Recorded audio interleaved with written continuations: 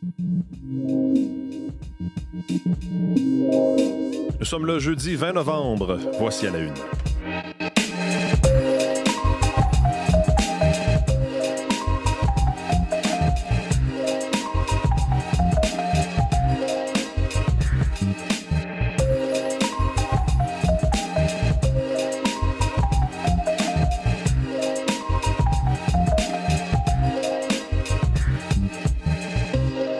Bonjour, bon jeudi, bienvenue à la une, c'est Mathieu Bellumeur au microphone, content de vous retrouver ce matin, merci d'être des nôtres. Bien sûr qu'on va revenir avec Jean-Philippe Robillard au cours des prochaines minutes à l'émission sur cette crise qui secoue le Parti libéral du Québec à la suite de ces révélations hier dans le Journal de Montréal sur des textos. Il y a eu le congédiement de la chef de cabinet, également Geneviève Hintz par Marois Risky, et hier cette sortie du chef Pablo Rodriguez que Jean-Philippe viendra donc nous résumer. Et est-ce que Marois Risky, donc qui était la chef parlementaire, qui a été suspendu, chef parlementaire du Parti libéral, va prendre la parole aujourd'hui pour donner des explications.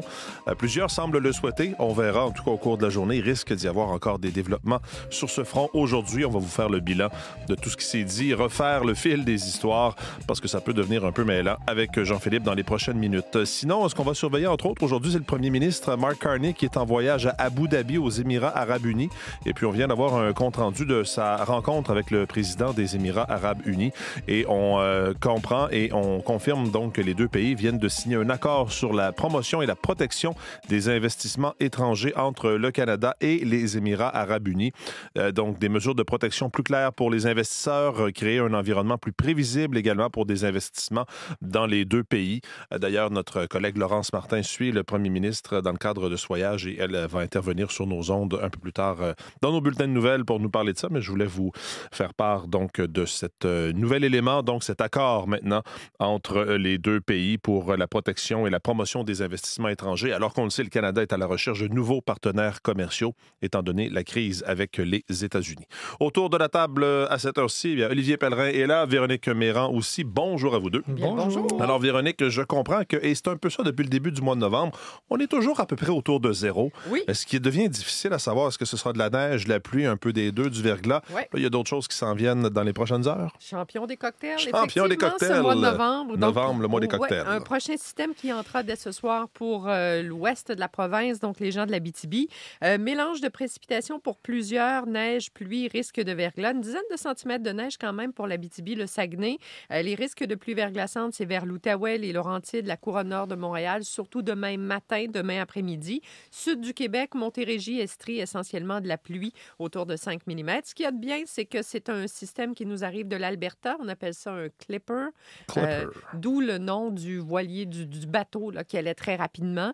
Alors, c'est pour ça que ce donc, système... ça passe vite. Ça passe vite et c'est souvent peu chargé en humidité. Donc, ça veut dire des précipitations quand même assez modestes. On va faire le tour de tout ça dans quelques instants. Il y a du brouillard ce matin. On en reparle. Ah, du brouillard. Attention dans vos déplacements. Dans quel coin, le brouillard? Secteur Lanaudière, principalement. Okay. Mascouche, Repentigny. L'ouest de l'île aussi, c'est quand même très, très dense. Grande région de Montréal. Il y en avait beaucoup dans le nord de Montréal. Je partais d'Annecy ce matin, puis on en avait beaucoup. Là. Beaucoup plus au nord qu'au sud, mais soyez vigilants. Soyez vigilants, en effet. On va faire le tour des prévisions de la météo dans les prochaines minutes, Olivier. Parlons de sport, parce que c'était au tour des dirigeants des Alouettes de Montréal de faire leur bilan de saison.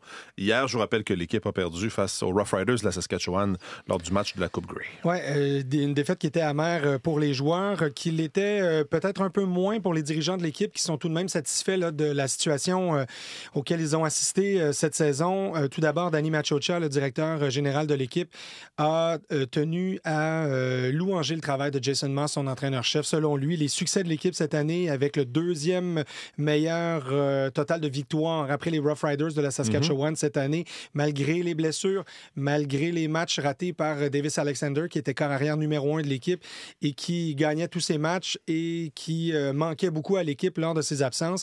Eh bien, ces succès-là sont attribuables à Jason Moss, selon le directeur général, qui fait tout un travail de motivation auprès de ses joueurs, en fait, d'avoir une capacité à bien les préparer pour les défis qui s'amènent à eux.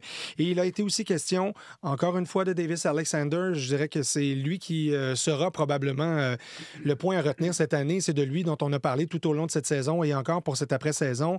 On a parlé de son état de santé parce que Alexander a confirmé qu'en début de saison, lorsqu'il est arrivé avec l'équipe, il n'était pas à 100%. Ah bon? Déjà blessé aux ischio-jambiers et on savait déjà que cette situation était présente et il est arrivé avec les Alouettes de Montréal pour cette saison, à peu près à 80% selon Danny Machocha, mais c'était un risque qu'ils étaient prêts à prendre.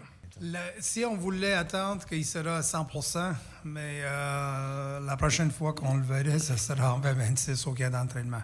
Alors, on était conscient de tout ça. Alors, c'est sûr qu'on veut un Karaia qui est plus près possible de 100%. Mais genre, on avait un Karaia qui était probablement à 80% et puis qui était motivé puis qui voulait jouer. Puis cette motivation-là, je pense que ça a inspiré beaucoup de monde dans le vestiaire, puis c'est une des raisons principales pourquoi on a joué à la Coupe Grey. Parce qu'il a très bien fait, même pas à 100% de ses capacités. C'est quand même intéressant, ça. Et on se souviendra de cette fiche. 13 victoires, aucune défaite avant le match de la Coupe Grey. Donc, parfait jusqu'au match le plus important de l'année où, effectivement, il a connu des difficultés, certaines défaillances avec 3 passes interceptées. Mais c'était, imaginez, le corps arrière qui imposait sur le terrain contre peu importe contre quelle équipe. Donc, c'est dire à quel point il a du talent et à quel point, à 100%, il sera dangereux et important aussi pour les Alouettes de Montréal. Puis je terminerai simplement en vous disant qu'il y aura des dossiers intéressants surveillés, dont celui du receveur Tyson Philpott, qui sera ouvert aux propositions. Les Alouettes aimeraient bien le ramener au sein dans le nid, si je peux utiliser l'image. Oui. Parce que c'est un joueur important aussi et qui servira beaucoup à Davis Alexander advenant un retour. Donc ça, ce sera un des dossiers à surveiller dans cette entre-saison. Et ce soir, le Canadien de Montréal fera face aux Capitals de Washington. C'est au Centre Bell. Oui, les Capitals de Washington qui ont battu hier les Oilers d'Edmonton 7-4. Un festival offensif dans cette rencontre. Et ce soir, il faudra bien se tenir contre les Capitals. Souvenez-vous, ce sont eux qui avaient éliminé le Canadien au premier tour des séries éliminatoires l'an dernier. Martin Saint-Louis a parlé du rôle de Juraj Slafkovský. On a parlé de sa présence lors du dernier match, de son jeu qui était beaucoup plus inspiré. Et selon lui, Juraj Slafkovský est prêt à prendre ce rôle de leader auprès des jeunes. On écoute Martin Saint-Louis. La game à Slav, elle ne devrait pas changer avec qui joue. Mais je pense qu'il arrive dans une situation où il joue avec 2 jeunes joueurs.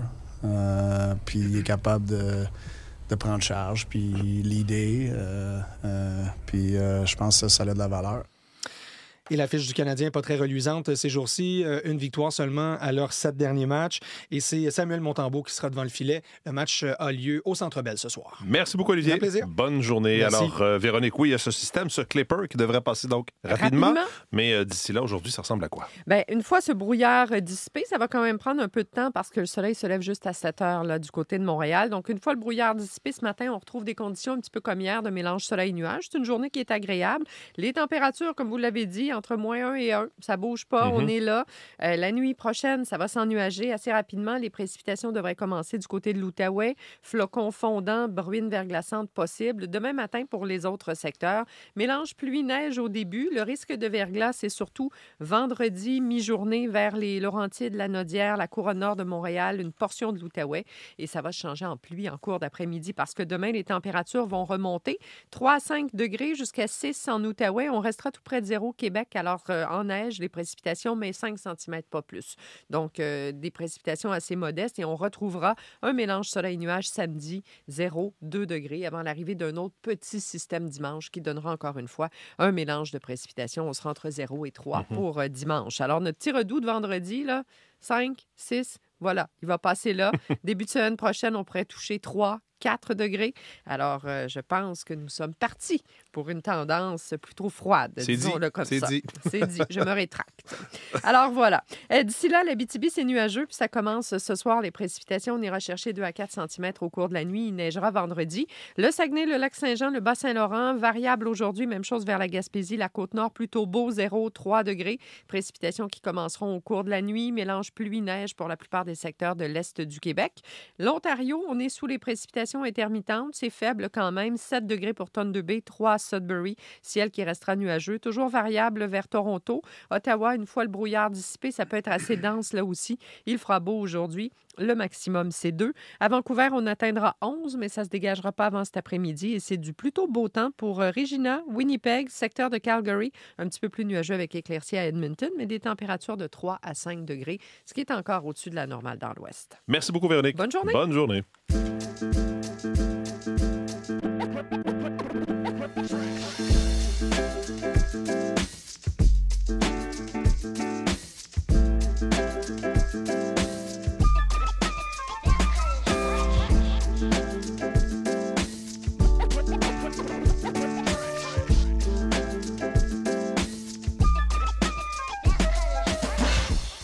la une des différents quotidiens, bien sûr, on peut relire un peu partout cette histoire et cette crise interne au Parti libéral du Québec. Et c'est le cas dans la presse qui titre « Dans la tourmente ». De nouveaux échanges de textos troublants au sujet de la campagne à la direction du chef Pablo Rodriguez circuleraient. Et ça inquiète des sources libérales, nous dit la presse de ce matin. La crise au PLQ n'est pas près de s'estomper. D'autres échanges de textos troublants concernant la campagne à la direction du chef Pablo Rodriguez inquiètent des sources libérales, écrivent les journalistes Tommy Chouinard et Daphné Cameron. Elles n'ont pas elles-mêmes ces textos, les sources en question, en leur possession, mais témoignent toutefois, selon leurs informations, qu'il serait toujours question de messages laissant entendre que des membres du parti ont été récompensés avec de l'argent pour voter en faveur de Pablo Rodriguez. Face à ces allégations graves concernant sa campagne, il a dit, Pablo Rodriguez n'a rien à voir à se reprocher. Il a toutefois annoncé le déclenchement d'une enquête externe. Donc, ces détails à lire dans la presse de ce matin qui parle d'autres textos, donc toujours sur le même sujet qui circulerait au sein de sources libérales. Sinon, il est beaucoup question dans à peu près tous les quotidiens de cet ancien Olympien que l'on surnomme le Pablo Escobar des temps modernes. Article de Daniel Renaud, Vincent Larouche et Maïssa Ferra dans la presse de ce matin qui nous parle de cet ancien Olympien canadien Ryan Wedding, donc décrit comme le Pablo Escobar de notre époque, qui a déployé un réseau international de tueurs pour protéger son organisation de trafic de cocaïne, traquer les délateurs. C'est une enquête commune des autorités américaines et canadiennes. Un avocat et un site de nouvelles participaient à cette chasse. C'est ce que révèlent des documents judiciaires obtenus par la presse. On sait qu'il fait partie de la liste des personnes les plus recherchées par le FBI. Lui et plusieurs complices sont accusés du meurtre d'un ex-allié devenu délateur qui s'apprêtait d'ailleurs à témoigner contre Wedding en question. Au total, 7 Canadiens, dont un chef de gang montréalais qui a été arrêté, ont été arrêtés en fait depuis cette enquête d'envergure. C'est un peu partout dans les quotidiens. La presse, évidemment, a un peu plus de détails sur l'enquête en question à lire dans ce quotidien. Je me tourne vers le Journal de Montréal qui nous parle de la maison qui rend fou et c'est l'Agence de revenus du Canada. On fait un peu le parallèle avec justement cette histoire des 12 travaux d'Astérix, vous savez, où il faut trouver un laissez-passer puis ça devient complètement une maison des fous. Ben là, ce sont des témoignages de gens qui, au titre le journal, n'en peuvent plus du bordel à l'Agence du revenu du Canada. On se souvient de ce rapport accablant de la vérificatrice générale du Canada qui avait écorché justement l'Agence de revenu du Canada pour un lent temps de réponse, mais aussi de mauvaises informations données à des contribuables. Puis on présente entre autres le cas d'une travailleuse de la santé qui a dû engager un avocat, faire appel aux médias dans le but d'obtenir des réponses de Service Canada. On lui disait d'un côté qu'elle ne devait rien à l'agence, mais d'un autre côté, lorsqu'elle rappelait ou parlait à d'autres personnes, on lui disait par exemple qu'elle devait des sommes importantes au fisc. Et il y a comme ça dans le journal plusieurs histoires et témoignages de gens qui ont eu beaucoup de problèmes avec l'Agence de revenus du Canada. En une du Devoir, on nous parle d'une école de la Rive-Sud de Montréal qui a failli à protéger une élève victime de porno juvénile. La protectrice de l'élève qui constate plusieurs manquements d'un établissement scolaire privé qui n'est pas nommé dans le Devoir dans la gestion du dossier concernant une image d'une élève adolescente de 13 ans qui a été générée par l'IA. Cette image-là a circulé, mais l'élève en question qui a été sous enquête parce que on a découvert que c'est un autre élève de l'école qui a créé ça, il n'y a pas eu de conséquences et la protectrice de l'élève dit que cet élève-là aurait dû en vivre les conséquences. Évidemment, la mère de cet enfant-là estime qu'elle est tombée des nues lorsqu'elle a vu que l'école n'avait rien fait pour protéger davantage sa fille qui avait été victime donc de cette manipulation par l'intelligence artificielle. En une du Globe and Mail, il est question de la Colombie-Britannique qui appuie l'augmentation de la capacité de l'oléoduc Trans Mountain. On sait que la province était autrefois opposée à l'expansion de Trans Mountain. Elle soutient maintenant une mesure visant à accroître l'acheminement de pétrole albertain et le gouvernement de la Colombie-Britannique qui appuie donc cette proposition qui vise à transporter davantage de pétrole vers la côte ouest. Le plan vise à augmenter la capacité du réseau d'oléoduc Trans Mountain à plus d'1 demi-million de barils par jour dès 2026. C'est à lire en une du Globe and Mail de ce matin.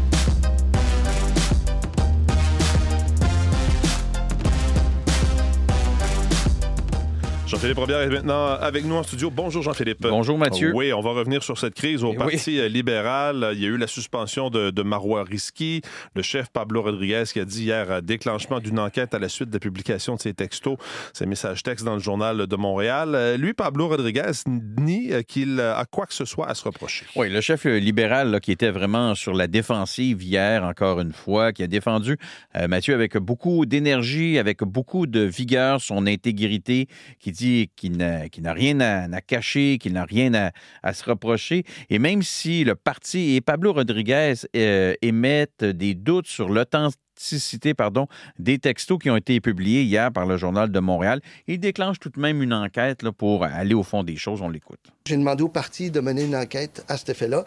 Et s'il y a quelqu'un qui a fait quoi que ce soit de pas correct, c'est évident qu'il va y avoir des conséquences extrêmement sérieuses. C'est tout. Je ne laisserai jamais personne mettre en doute mon intégrité. J'ai été ministre pendant de nombreuses années. J'ai été député pendant de nombreuses années.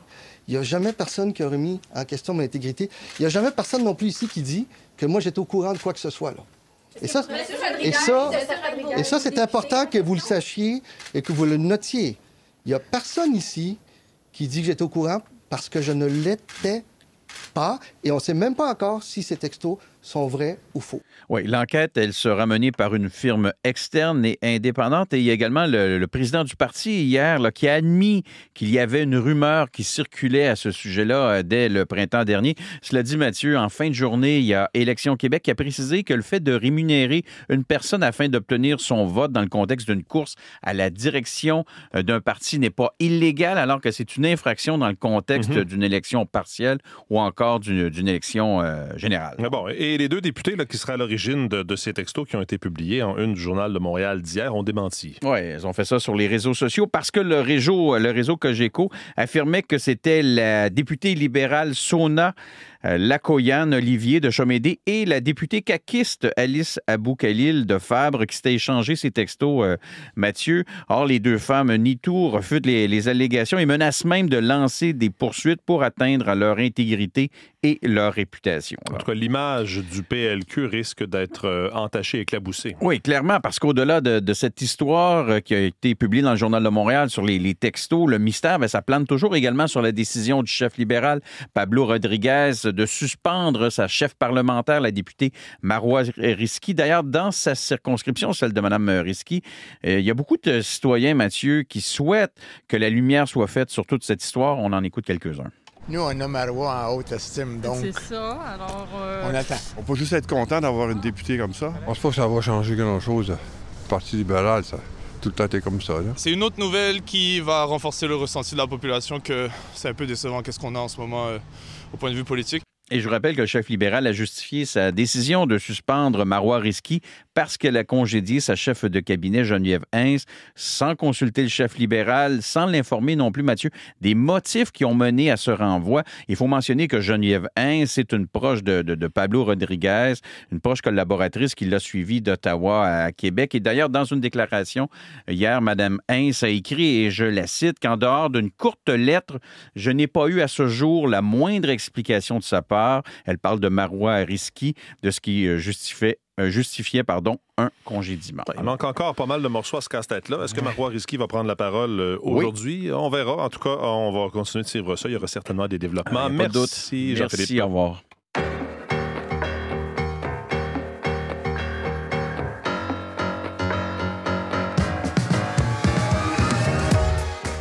Alors, c'est l'heure des actualités culturelles. Julie Jasmine n'est pas avec nous aujourd'hui, devrait être de retour. Pas d'inquiétude. La semaine prochaine, c'est Alexandre Lepoutre ce matin qui est là. Bonjour Alexandre. Bonjour Mathieu. Alors, parlons du Salon du Livre de Montréal. C'est parti pour une 48e édition. Oui, ça se tient comme d'habitude au Palais des Congrès jusqu'à dimanche. Et je peux vous dire que la première journée a été populaire hier. On entend souvent, Mathieu, que les livres se vendent de moins en moins, que les jeunes, les enfants lisent de moins en moins aussi, avec les réseaux sociaux, les écrans, etc. Mais hier, je peux vous dire qu'on a vu des milliers d'enfants venir au Salon du Livre en sortie scolaire. On va en entendre quelques-uns. À chaque année, tu découvres des styles et tout. Donc ça te fait juste t'ouvrir sur les auteurs et tu fais rencontrer tes auteurs que t'aimes. Qu'est-ce que j'aime, c'est que on rentre dans notre livre. Quand j'étais plus jeune, j'adorais venir au Salon du Livre. Puis là, j'ai décidé, why not? C'est gratuit, on va en profiter pour faire des belles rencontres. Bon, des gens enthousiastes. On entend la joie, exactement. Ben oui. Il y en a pour tous les goûts, comme chaque année. 2000 auteurs, 750 exposants, des milliers d'activités. Et cette année, la région à l'honneur, c'est l'Acadie. Donc, l'occasion de découvrir des auteurs, des livres, de la littérature, de l'écriture en chiac aussi. Et Mathieu, l'autre chose que j'ai appris, c'est que l'édition québécoise se porte plutôt bien quand même. Les ventes ont augmenté de 8,5% l'an passé. Donc, ça commence vraiment sous une bonne atmosphère pour le Salon du Livre, dont le thème cette année est réenchantement. Vous comprenez le message derrière. La littérature est un enchantement, une planche de salut, une fenêtre vers l'évasion, bien sûr, dans ces temps un petit peu troublés. Je vous rappelle que l'accès est gratuit pour les moins de 18 ans, sinon c'est 15$. Et si vous habitez Laval, c'est moitié prix, parce que Laval est la ville haute cette année. Ah bon, voilà, bonne nouvelle pour les gens de Laval. À Toronto, maintenant, on va se rendre là, parce qu'il y a une partie de la collection d'art de la compagnie de la baie d'Hudson qui a commencé à être mise aux enchères. Oui, ceux qui ont déjà la nostalgie de la baie d'Hudson qui a fermé cette année ont pu mettre la main hier sur une partie de cette impressionnante collection d'art de la compagnie. On dit hier que c'est les pièces maîtresses qui ont été vendues, 27 tableaux qui ont été mis en vente. Les amateurs d'art étaient si nombreux que la salle était comble. Il a fallu trouver de la place à l'extérieur. La pièce maîtresse de cette collection-là qui a été vendue hier, elle s'est vendue à 1,3 million de dollars. C'est une huile sur toile qui représente Marrakech au Maroc.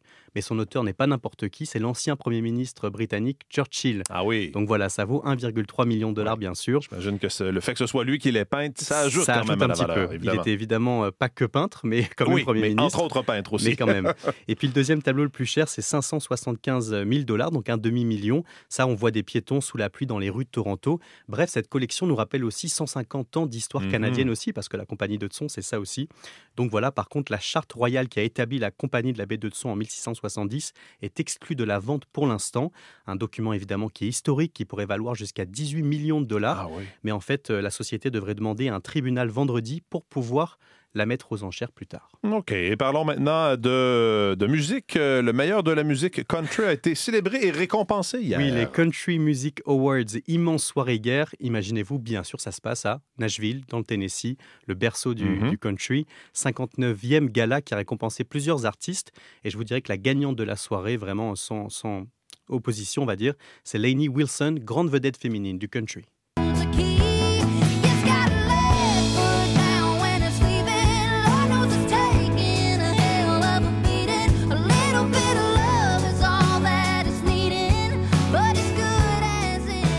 Elle a raflé plusieurs récompenses, artiste de l'année, album de l'année, interprète féminine de l'année. Enfin, l'artiste masculin, ça a été Cody Johnson. Et puis, plus surprenant, Mathieu, l'entrée d'un nouveau menu, Post Malone, qui est plus connu pour du rap, du hip-hop. Il a fait sa première incursion dans la musique country avec la musique Pour Me a Drink, le prix d'événement musical de l'année. Merci beaucoup, Alexandre. Merci, Mathieu. Bonne journée. Bonne voilà journée. pour cette édition d'À la Une. Vos équipes du matin vont prendre le relais dans les prochaines secondes. Je vous retrouve dans les radiojournaux. Bonne journée, bon jeudi. Demain, c'est Naïla qui va être avec vous. Je serai en remplacement à Midi Info. Allez, bonne journée, à lundi.